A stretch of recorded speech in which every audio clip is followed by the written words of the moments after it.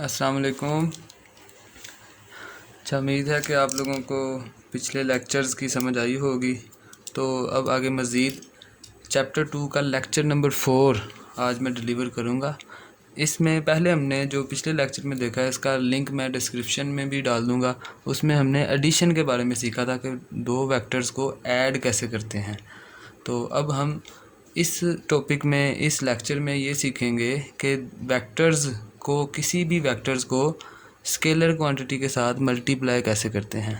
तो वेक्टर्स को मल्टीप्लाई करना हम सीखेंगे और उसके बाद हम देखेंगे कि यूनिट वेक्टर क्या होता है और 3-4 कंसेप्ट और देखेंगे कि नल वेक्टर क्या होता है और इक्वल वेक्टर्स क्या होते हैं। ये कंसेप्ट हम देखेंगे इस लेक्चर के अंदर। तो सबसे पहले स्टार्ट करते हैं। जो सबसे पहला क्वेश्चन है इस टॉपिक का, how to do multiplication of a vector, कि वेक्टर को मल्टीप्लाई कैसे करते हैं किसी स्केलर क्वांटिटी के साथ। तो सबसे पहले इसमें बात एक जहन में रख लें, वेक्टर को किसी भी स्केलर क्वांटिटी के साथ जब हम मल्टीप्लाई करवाएंगे तो इसमें दो केसेस हो सकते हैं। एक केस होगा कि जो आपका n है, यानी कि जो स्केलर क्वांटिटी जिसको आप मल्टीप्लाई करवा रहे हैं, या तो वो ग्रेटर दैन ज़ीरो होगा या वो लेस दैन ज़ीरो होगा। ग्रेटर दैन ज़ीरो का मतलब ये है कि जो n होगा वो या तो पॉजिटिव नंबर होगा, यानी कि जो भी स्केलर क्वांटिटी हम मल्टीप्लाई करवा रहे हैं या तो वो पॉजिटिव नंबर होगा या तो वो एक नेगेटिव नंबर होगा। नेगेटिव नंबर को हम रिप्रेजेंट कर देते हैं इस तरह कि या तो n क्या होगा, नेगेटिव नंबर, या तो पॉजिटिव होगा या नेगेटिव होगा।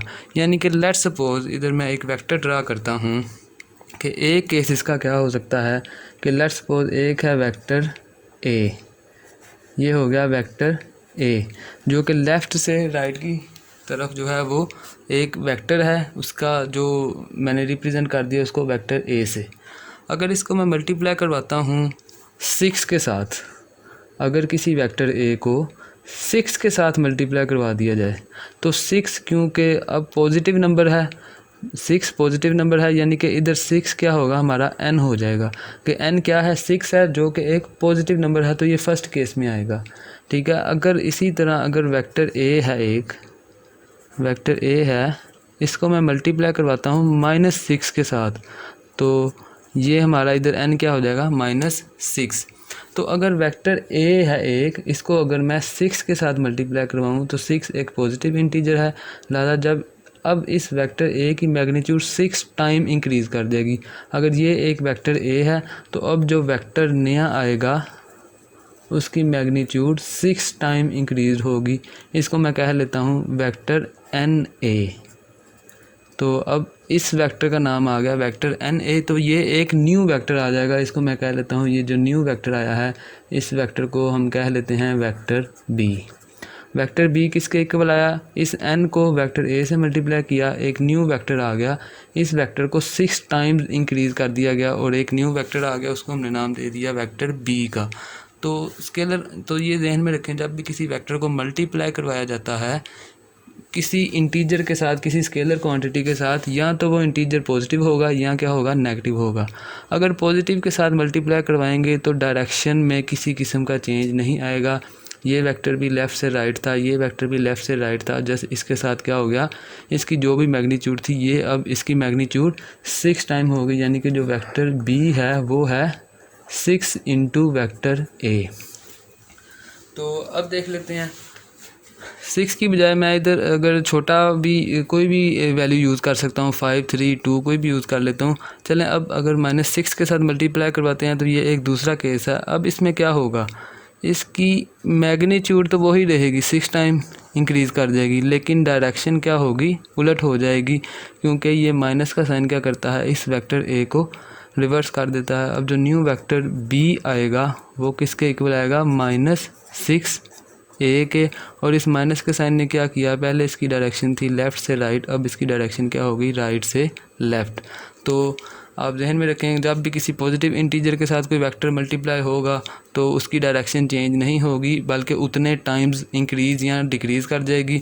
अगर किसी नेगेटिव नंबर के साथ मल्टीप्लाई होगा, यानी कि लेस दैन ज़ीरो, तो उसकी डायरेक्शन भी क्या कर जाएगी, बिल्कुल उसके रिवर्स हो जाएगी 180 के ऊपर। अगर इस तरह थी तो उसकी डायरेक्शन बिल्कुल रिवर्स होकर इस तरह हो जाएगी।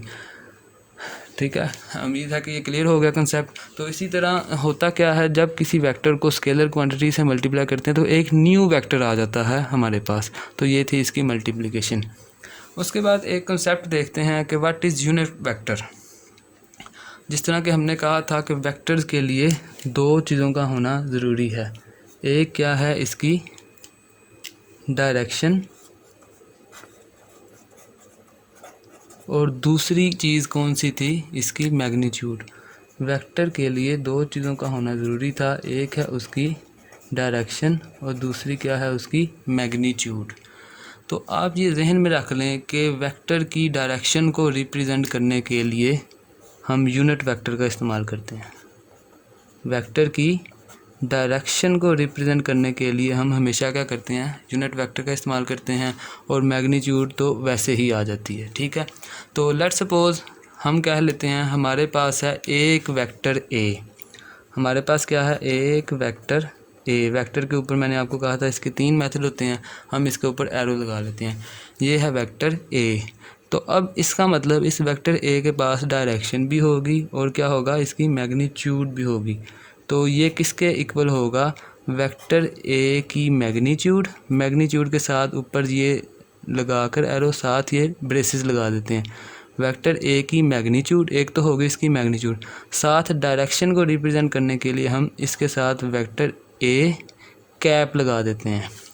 तो इसमें जो ये चीज़ है, ये है हमारी मैग्नीट्यूड, वेक्टर ए की मैग्नीट्यूड। और इसमें जो ये चीज़ है, ये है यूनिट वेक्टर। यूनिट वेक्टर ये जस्ट क्या करता है, इसकी डायरेक्शन को रिप्रेजेंट करता है, इसका इसके अलावा और कोई मकसद नहीं। जो यूनिट वेक्टर है उसको किसी भी अल्फ़ाबेट के ऊपर कैप लगा कर रिप्रेजेंट करते हैं, और मैग्नीट्यूड को अल्फ़ाबेट के ऊपर एरो साथ ब्रेसेस लगा कर रिप्रेजेंट करते हैं। एक वेक्टर जो है वो हमेशा इक्वल होता है वेक्टर की मैग्नीट्यूड इनटू वेक्टर की डायरेक्शन। ये दोनों मिलकर एक दूसरे से मल्टीप्लाई होकर एक वेक्टर बनाएंगे। तो अगर इधर से हमें कहा जाए कि यूनिट वेक्टर का फॉर्मूला क्या है, unit vector will be equal to vector A cap, इसको ए कैप भी कहते हैं, इसको कैप भी कहते हैं, और इसका दूसरा नाम हैट भी है, इसको हैट भी कहते हैं। तो A cap will be equal to vector over vector magnitude. तो यूनिट वेक्टर का फॉर्मूला अगर पूछा जाए क्या है, वो हमेशा क्या होगा, वेक्टर ओवर वेक्टर की मैग्नीट्यूड। तो जो वेक्टर है उसकी मैग्नीट्यूड उतनी ही होगी, लिहाजा इन दोनों को डिवाइड करेंगे तो आंसर हमेशा क्या आएगा, 1 ही आएगा, लेकिन साथ डायरेक्शन को बता देगा। ठीक है, तो लेट्स सपोज हमारे पास ये है एक एक्स वाई प्लेन, ये है X Y plane, X axis, और इसको हम कह लेते हैं वाई एक्सिस। तो जो वेक्टर इस डायरेक्शन में होगा, जो वेक्टर इस डायरेक्शन में होगा उसके यूनिट वेक्टर को हम नाम देते हैं आई कैप का, और जो वेक्टर इस डायरेक्शन में होगा उसको हम नाम देते हैं जे कैप का। और इसी तरह एक स्पेस के लिए एक ऊपर को भी एक डायरेक्शन होती है जिसको हम रिप्रेजेंट कर देते हैं इस साइड पे ऐसे करके, इसको कहते हैं जेड एक्सिस। ये हमारा बन गया स्पेस के लिए। तो जो वेक्टर जेड एक्सिस की डायरेक्शन में होता है उसके यूनिट वेक्टर को हम नाम देते हैं के कैप का। तो जो वेक्टर एक्स की डायरेक्शन में होगा उसका नाम होगा आई कैप, जो वेक्टर वाई एक्सिस की डायरेक्शन में होगा उसका नाम होगा जे कैप, और जो वेक्टर जेड एक्सिस की डायरेक्शन में होगा उसका नाम होगा के कैप। तो अब इसकी डेफिनेशन देख लेते हैं। ए vector, A unit vector in a given direction, जिस तरह के ए unit vector in a given direction, इसमें एक्स एक्सिस में इसकी डायरेक्शन होगी, या वाई एक्सिस में होगी, या के एक्सिस में यानी कि जेड एक्सिस में होगी। इसके दरमियान में भी हो सकती है, वो फिर इसके कम्बिनेशन से हम रिप्रेजेंट करते हैं। इंशाल्लाह आगे क्वेश्चन भी सोल्व करेंगे। A unit vector in a given direction is a vector. एक यूनिट वेक्टर एक ऐसा वेक्टर होता है, एक ऐसा डायरेक्शनल वेक्टर होता है विद मैग्नीट्यूड 1 इसकी मैग्नीट्यूड हमेशा क्या होती है 1। जिस तरह कि ये यूनिट से ही इस बात को ज़ाहिर करता है, यूनिट का मतलब ही 1 होता है और इसकी मैग्नीट्यूड भी क्या होती है 1 इन दैट डायरेक्शन, यानी कि ये जो आई कैप है इसकी डायरेक्शन एक्स एक्सिस में होगी और इसकी मैग्नीट्यूड क्या होगी 1 होगी। मैग्नीट्यूड क्यों 1 होगी, इसका फॉर्मूला ही यही है, वेक्टर ओवर वेक्टर की मैग्नीट्यूड। तो ऊपर जो होता है नीचे वही होता है। जिस तरह के ये वेक्टर है, मैग्नीट्यूड से कट जाएगी, पीछे क्या बच जाएगा जस्ट ए कैप। इस फॉर्मूले में इसको पुट करके देख लेते हैं, A cap will be equal to A cap over, इसमें ये कैंसिल आउट हो जाएगा, पीछे आ जाएगा A cap is equal to A cap. तो इसकी जो डायरेक्शन है ये सिर्फ उसी को रिप्रेजेंट करता है, इसकी मैग्नीट्यूड क्या होती है जस्ट 1 होती है, इसकी मैग्नीट्यूड 1 से ज़्यादा नहीं होती। तो ये इसकी डेफिनेशन थी। इसके अलावा एक चीज़ है नल वेक्टर। नल वेक्टर क्या होता है and how it is obtained, ये इंपॉर्टेंट शॉर्ट क्वेश्चन है। इसी तरह से अक्सर पूछा जाता है कि what is null vector and how it is obtained. तो इसकी सिंपल सी डेफिनेशन है, null vector is a vector of zero magnitude, ऐसा वेक्टर जिसकी मैग्नीट्यूड क्या होती है 0 होती है, किसी किस्म की कोई मैग्नीट्यूड नहीं, एंड आर्बिट्रेरी डायरेक्शन। ये चीज़ इंपॉर्टेंट है, ये चीज़ स्टूडेंट गलत करते हैं। इसकी डायरेक्शन क्या होती है आर्बिट्रेरी।